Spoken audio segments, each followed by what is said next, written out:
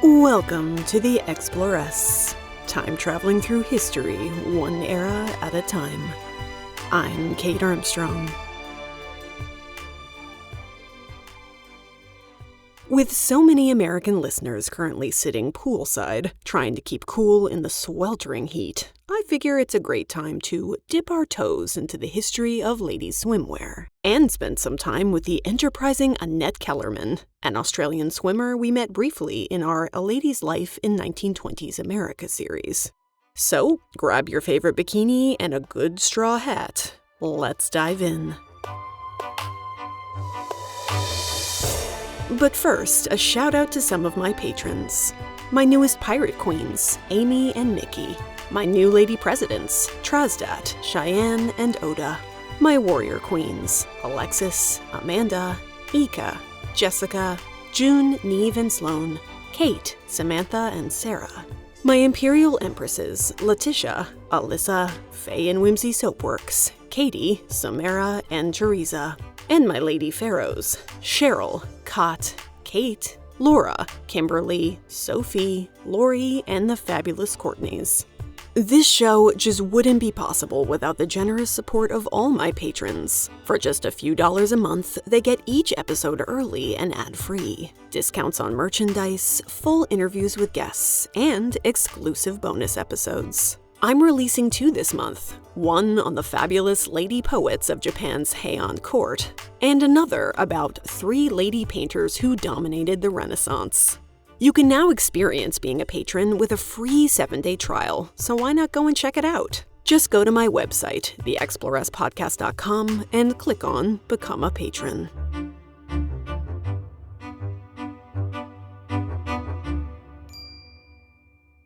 Before we get going, I want to remind you that Nightbirds, my 1920s tinted fantasy novel, is out now wherever good books are sold, and its sequel, Firebirds, is coming out at the end of August. I'd love it if you'd pre-order a copy of Firebirds. Early sales mean an incredible amount to authors in terms of supporting their careers. Or you can go to your local library and request they get a copy. If you'd like a recap of the first book before the sequel comes out, or to go behind the scenes on my writing process as you read it for the first time, check out my other podcast, Pub Dates, where I've just shared a 4-part read-along. By pre-ordering, you can also claim some pretty cool prizes. Go to my author website, katejarmstrong.com, to find out all about it. Thank you, wonderful listeners, for all your support.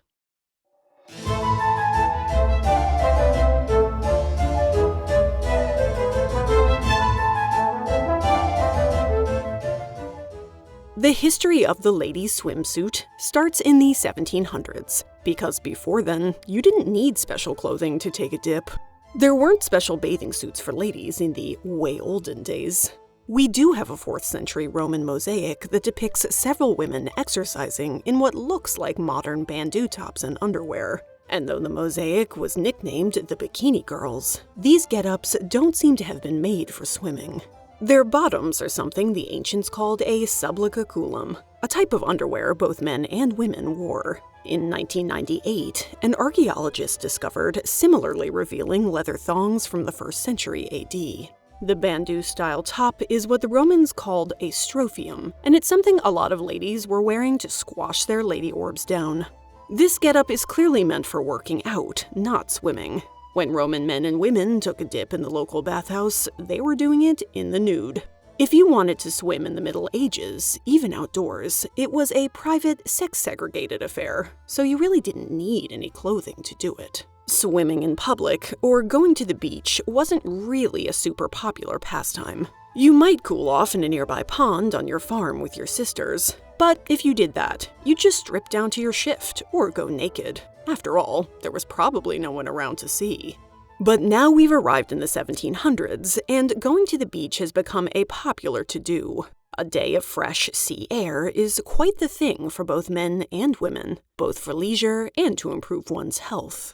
Doctors often describe sea bathing as a legitimate medical treatment for a variety of ailments, from female hysteria to tuberculosis. By the latter half of the 1700s, everyone, from Jane Austen to George Washington's wife Martha, believe in the benefits of a good beach day. Frolicking in the sand, dipping our toes in the surf. It's relaxing, fun, and healthy, especially for women, what with our delicate constitutions. Provided, of course, we aren't immersing ourselves completely in water. Thrashing about in the ocean isn't exactly a ladylike endeavor. And that we're swimming in the proper attire.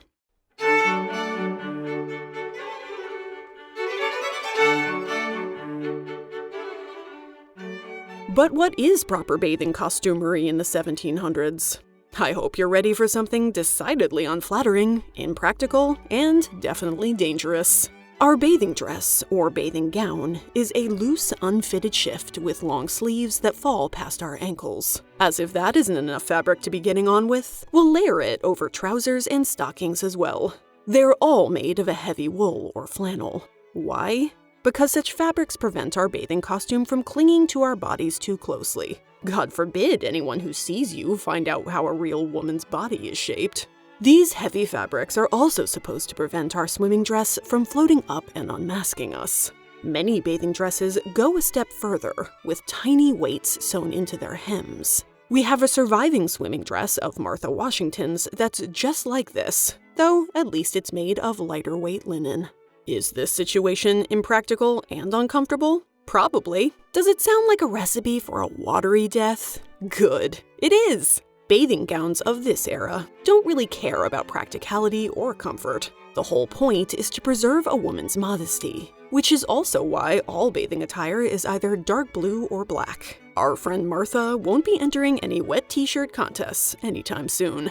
Who cares that wool, when wet, becomes so heavy it's nearly impossible to move in? Most women are taking demure dips, not outright vigorous swims. Do we care that several women will drown because their dresses pull them under? Apparently not. A dead woman with her modesty intact is preferable to a live one who flashes some thigh skin. This said, women aren't stupid.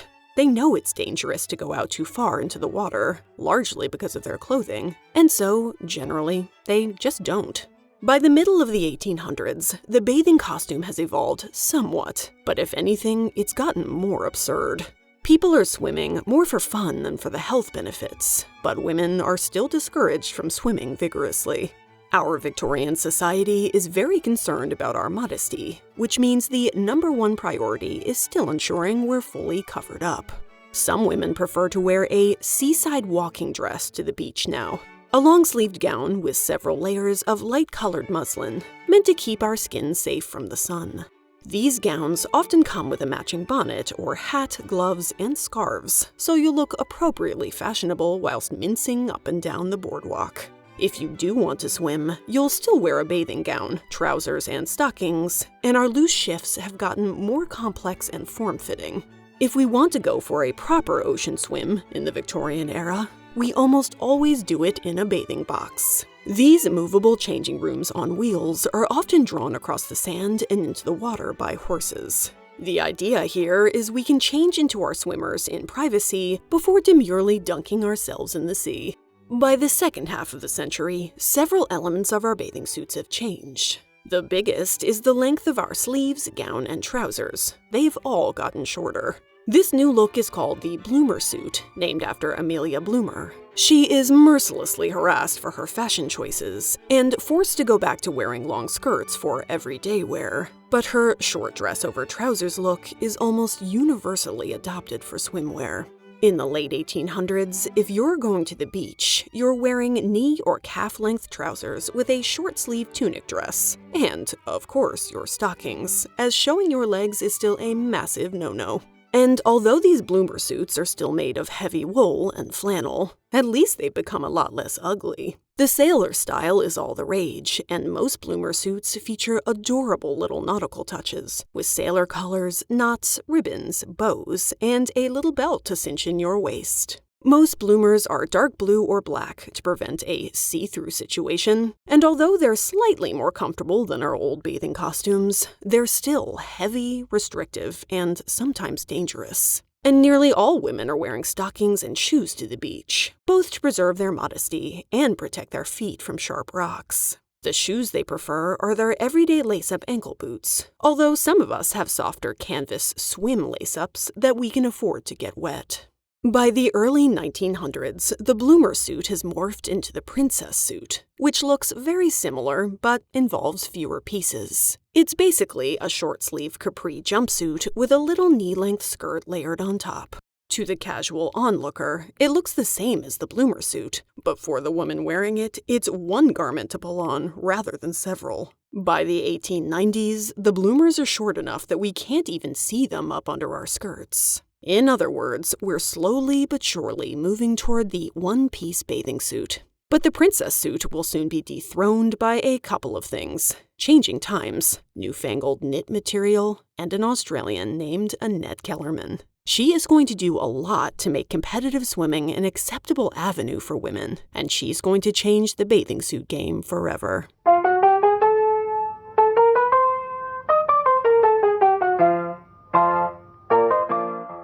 Let's hit pause on our fashion show for a minute so we can talk about our girl Annette, because she is definitely worth talking about. Annette was born in 1886, and as a child, she suffered from rickets, which left her legs weak and deformed.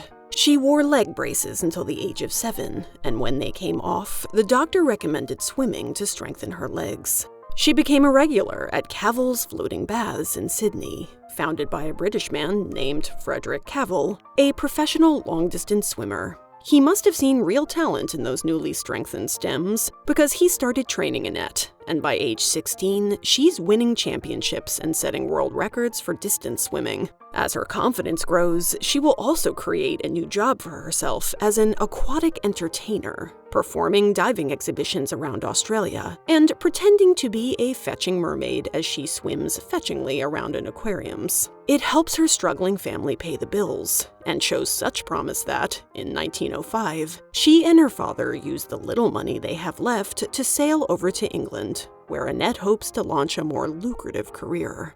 Annette does a series of swimming challenges to build up her public profile, including swimming for 3.5 hours down the incredibly polluted Thames River. This stunt catches the eye of the editor of the Daily Mirror, who offers to sponsor Annette to swim the English Channel.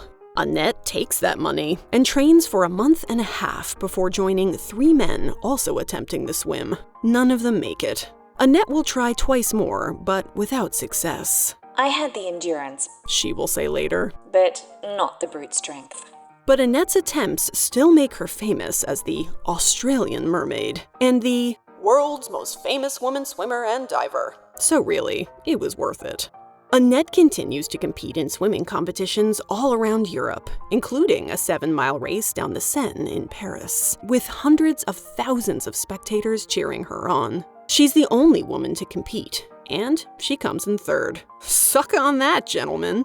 Her home base is London, which is where she really hones her own performative art form, doing tricks in a giant glass tank at the London Hippodrome. There, she puts on a show called The Treasure Ship in Fairy Seas, which involves her playing a fairy mermaid, doing underwater ballet and synchronized swimming, and diving from 60 to 90 feet in the air. The highest Olympic platform today is about 33 feet, for comparison. Annette, you are a braver woman than I. In 1907, at the ripe old age of 21, Annette takes her act to the big leagues, America. Chicago's White City Amusement Park invites her to perform alongside other vaudeville shows, but she soon proves too big a deal for Chicago. New York's Hippodrome offers the best venue for her talent, her fame, and her beauty. Because listen, Annette is a straight-up hottie. Don't believe me? Around 1910, Annette is dubbed the perfect woman by a guy named Dr. Dudley A. Sargent. Why? Because Sargent is the director of Harvard University's Hemingway Gymnasium, and he has taken the measurements of thousands of young American women with the aim of finding one with the exact measurements of the famous Venus de Milo statue. Why is he obsessed with this? No idea. Is he a creep or a genius for finding a way to get paid to measure women's bodies? Maybe both.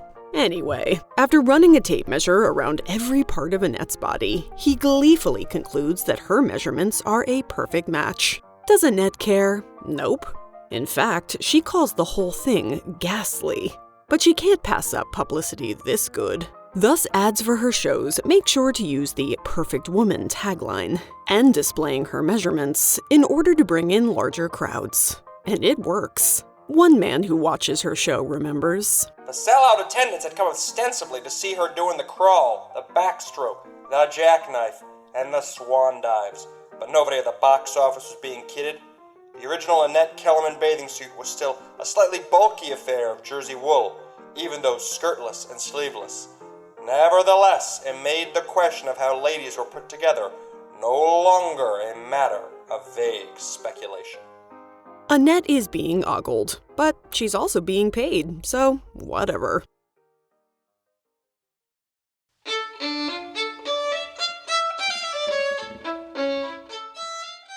You walk into a candlelit room where a girl in a feathered mask greets you. Her identity is one of your city's best-kept secrets. No one is supposed to know the true identity of a nightbird, and that isn't why you came anyway. You came here for this girl's rare and highly illegal form of magic. She's about to gift it to you with a kiss, and you know it will be worth the price. Welcome to the world of Nightbirds, my 1920s tinted fantasy, which you can buy now wherever good books are sold. If you like female-focused stories with lots of historical inspiration, glittering settings, and intrigue, I think this one's for you. Its sequel, Firebirds, will hit shelves on August 27th. If you'd like a recap of the first book before the sequel comes out, or to go behind the scenes on my writing process, check out my other podcast, Pub Dates, where I've just completed a 4-part Nightbirds read-along. Be careful who you kiss, and fly carefully.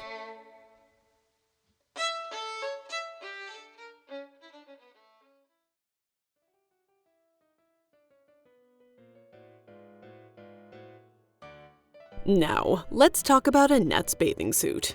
It may have been bringing all the boys to the yard, but that was not her intention. Originally, she designed it for races and competitions. After all, as we've definitively proven, it was impossible to do more than flail around awkwardly in the bulky, heavy princess suits that most women were wearing, and Annette was all about going fast. So she created something lighter and more aerodynamic, something that wouldn't literally weigh her down. She once wrote, "The best costume is the cheap, ordinary stockinette suit which clings close to the figure, and the closer the better. It should be sleeveless and there should be no skirts. They are very pretty and appropriate for the seaside, but not for the swimming pool." Her bathing suit, which she raced and performed in, looks eerily like the modern-day woman's triathlon suit. A sleeveless, one-piece, form-fitting bathing suit that ends in what looks like bike shorts. No stockings, no skirts, and no heavy layers. Finally! Annette achieved the look by buying a men's bathing costume and refitting it to her own body. These one-piece tank suits of knitted wool were a bit looser than what modern-day high school wrestlers are wearing, but they still clung much tighter to the body than women's swimwear, especially when wet. Which, obviously, in this time and place, is considered a little bit scandalous. Annette's preferred uniform helps bring in crowds and win races, but it also gets her into some hot water. In 1905, while living in London, she's invited to perform for the British royal family. But there is, shall we say, a big snag. "My father and I had fame, but we were still just about starving after the Channel attempt when I was asked to give a performance for the King and Queen of England at the Bath Club. At a preview, it was decided that I must cover up my limbs for their majesties. We had no money for a proper costume, so we hit on the idea of sewing silk stockings to the racing suit I always wore, and that's really how the one-piece bathing suit was launched." When she isn't performing for the Queen of England, Annette likes to don her simple racing suit, sans stockings, which proves to be a problem in prudish America, where beaches literally employ a swimsuit police to measure the length of women's bathing costumes. Whilst training at a Boston beach one day, Annette is arrested on the charge of indecent exposure. But the whole thing does nothing except give her free publicity. Thanks, fellas. The New York Times reports of the incident. "She was denounced as a wanton, and dark prophecies were made as to the future of America." And another creepy reporter gleefully writes, "The Australian girl's beautifully molded limbs and remarkable well-developed shoulders have nothing masculine about them, but leave no doubt of their strength. Her feet are small, in steps high, and as they move through the air during a dive, resembling those of a Parisian première danseuse. Out of the water, Miss Kellerman would be taken for an American product. So closely does she resemble the outdoor sport-loving Vassar young woman. At her trial, Annette defends herself adamantly, asking the judge, "What difference are there from these legal bathing costumes than wearing lead chains around our legs?" She rightly points out that many women have died from drowning due to their clothing, and her argument is so persuasive the judge ends up agreeing with her. He throws out the charges against her, provided she agrees to wear a cape to the water's edge the next time she trains in public. Several happy events follow Annette's arrest and release. First, the publicity generates enough support for her to create her own swimsuit line. As Annette wrote proudly, "American women have too long been handicapped in the enjoyment of this excellent sport by silly styles in bathing costumes that make real swimming well nigh impossible." Soon her swimsuits, dubbed the Annette Kellerman, are being worn by thousands of young women who no longer want to wear multiple layers and risk drowning just to take a dip. Second, Hollywood comes calling, and you better believe Annette picks up the phone.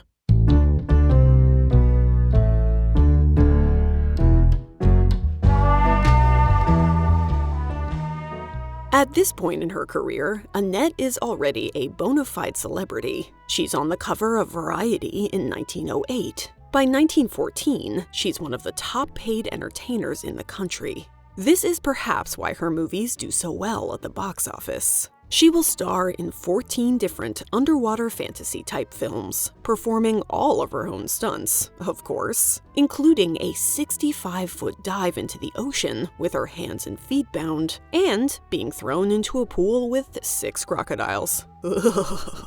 These aquatic adventure movies cement her celebrity status. When her 1914 film, Neptune's Daughter, makes $1 million at the box office, she earns a new nickname, the $1 Million Mermaid. She also becomes the first woman to appear nude on film. In the 1916 picture, A Daughter of the Gods, a 3-hour epic and the first movie to cost $1 million to produce, she has a suggestive disrobing scene on location in Bermuda. The movie makes Annette, and her ideal measurements, a verifiable sex symbol, and she milks it like the business-savvy woman she is.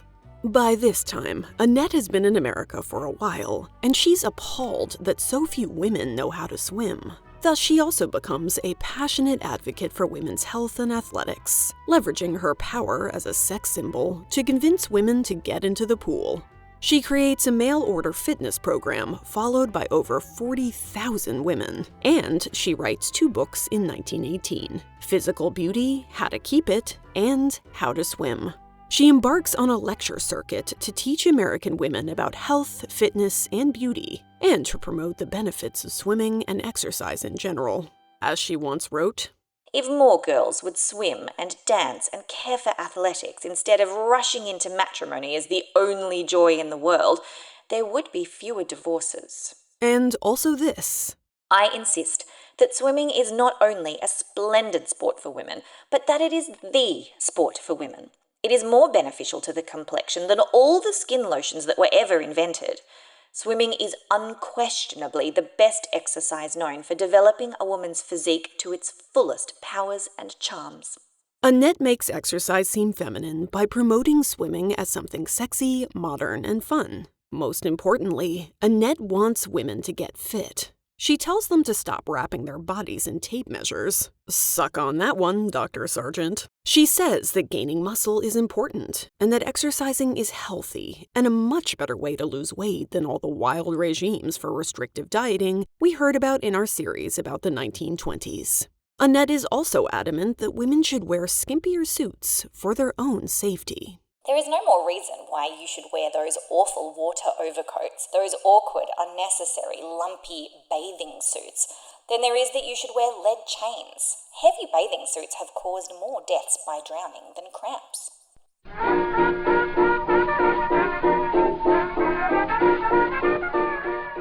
There were several reasons Annette and her bathing suit were so popular.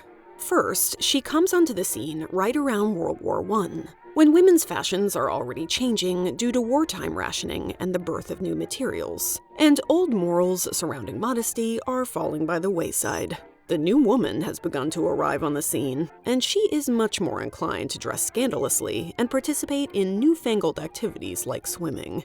The 1920s sees the rise of the athletic college girl and fitness culture for women. Physical education classes for girls become mandatory, and athletic clubs pop up all over the country. Swimming, though, becomes the sport for women in the 20s, which contributes to the arrival of new bathing suit fashions. Most women swim for health and fitness, especially because the flapper look calls for slim figures. Some even swim competitively, just like Annette. In the 20s, they even compete in the Olympics. The 1912 Games are the first to see women allowed to compete in swimming, but the 1920 Games is the first year America put together a women's team. The 1920 Olympics are held in Belgium, and of Team USA's 288 athletes, only 14 are women. The swimming and diving team make up nearly half of that number, and they have to go to the games with a chaperone in tow because, well, they're ladies.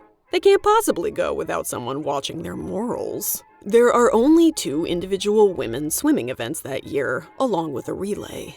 The team wins gold in the relay, and 18-year-old Athelda Bleibtrey sweeps the individual events, winning gold for both the 100-meter and 300-meter freestyle. Her teammates win the silver and bronze medals in both those events. Athelda, by the way, was arrested in 1919 whilst training for these games for having the audacity to remove her stockings at the beach. 14-year-old diver Aileen Riggin wins gold at her event as well. What are they wearing while dominating these Olympics? Skin-tight Annette Kellermans, of course, and Athelda Bleibtrey designed swimming caps and goggles. Girls are crushing it.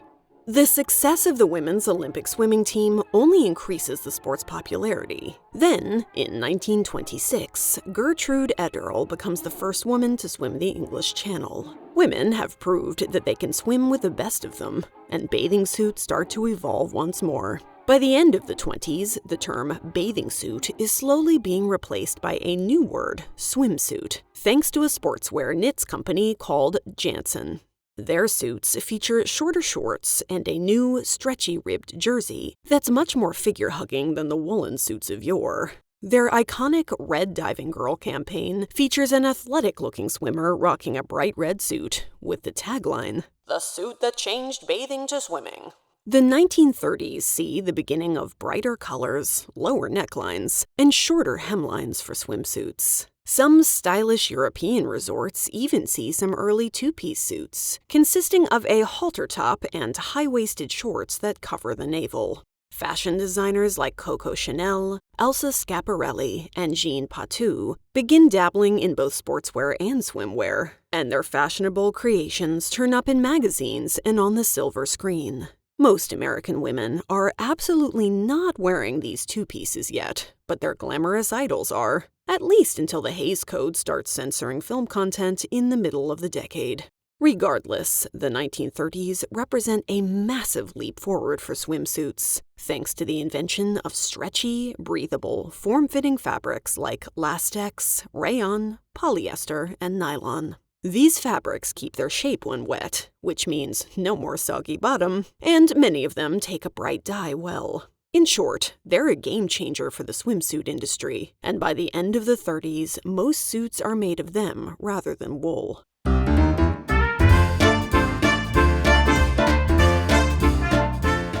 World War II brings the world many important inventions: the atom bomb, the Central Intelligence Agency, and the jet engine, to name just a few. And in 1946, it will see the creation of another great innovation, the bikini. Part of what inspires the bikini is the war itself, which forces Americans and Europeans to deal with rationing and material shortages.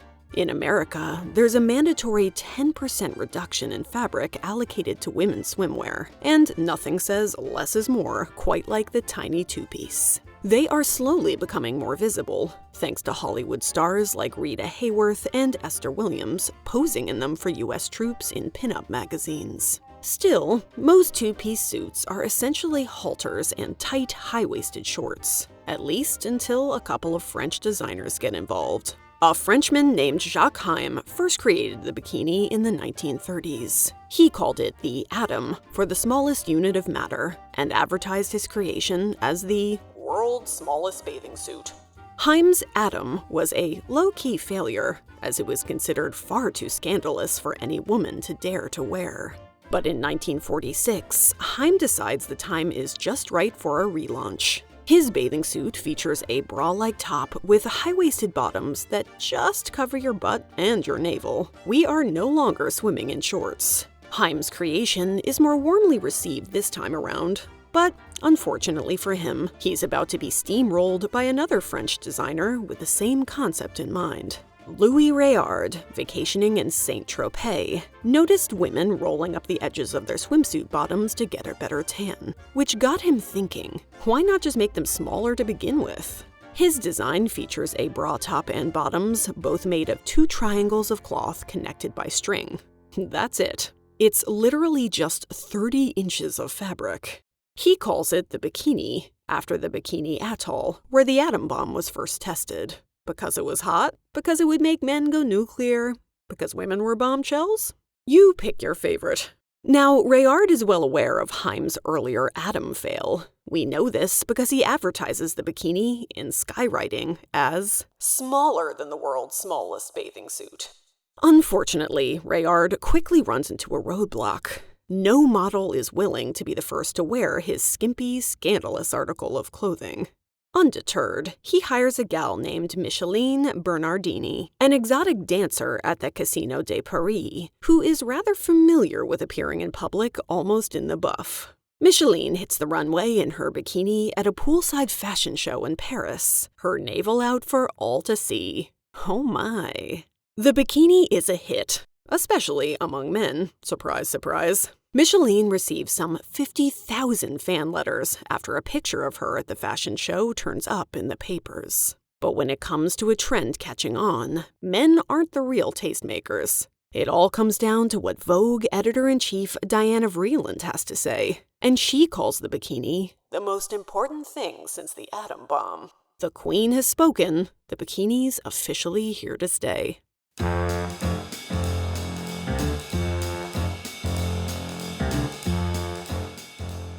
Still, it takes several years for the bikini to become widely accepted.